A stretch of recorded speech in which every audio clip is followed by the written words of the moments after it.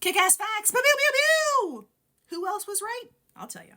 Alice Stewart, a British physician and epidemiologist, discovered in the 1950s that children exposed to X-rays in the womb were more likely to develop cancer, particularly leukemia. At the time, X-rays were widely used in medical diagnostics and shoe stores.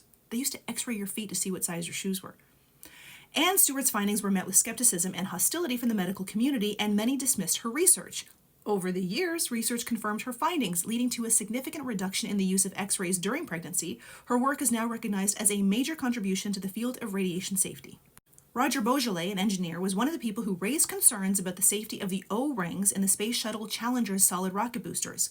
He warned that cold temperatures could cause the O-rings to fail. Despite his warnings, management dismissed his concerns, and the Challenger was launched on January 28, 1986, in cold weather.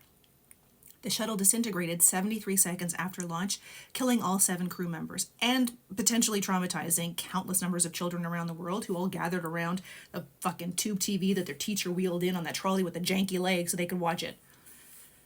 Anywho, the subsequent investigation confirmed that the O-rings had indeed failed due to the cold, exactly as he had predicted.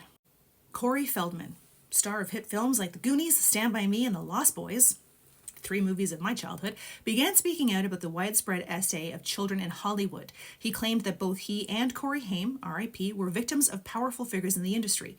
Feldman named names in interviews and called for an investigation into Hollywood's schmedophile ring. His allegations were met with skepticism and ridicule, and it ruined his career. As the #MeToo movement gained momentum, his claims were taken more seriously, and others came forward to corroborate his accounts. Martha Mitchell was the wife of John Mitchell, the United States Attorney General under President Richard Nixon.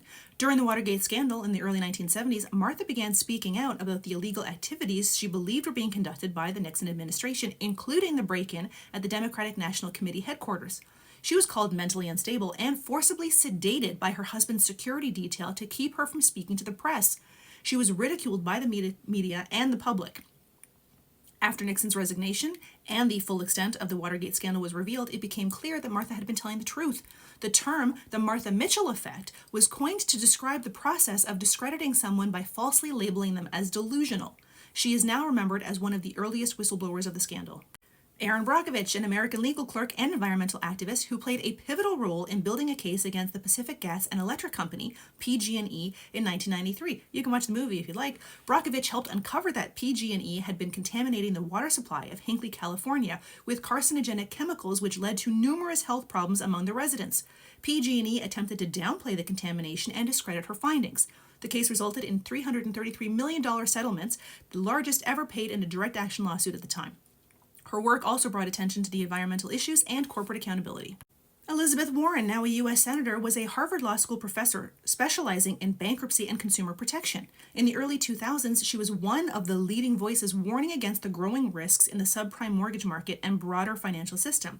She argued that deregulation and predatory lending practices were setting the stage for a major financial crisis. Her warnings were ignored or dismissed by financial institutions and policymakers, and she was accused of being overly alarmist and anti-business. She was right. The 2008 financial crisis vindicated her warnings. In its aftermath, she played a key role in the creation of the Consumer Financial Protection Bureau, an agency designed to protect consumers from financial abuses.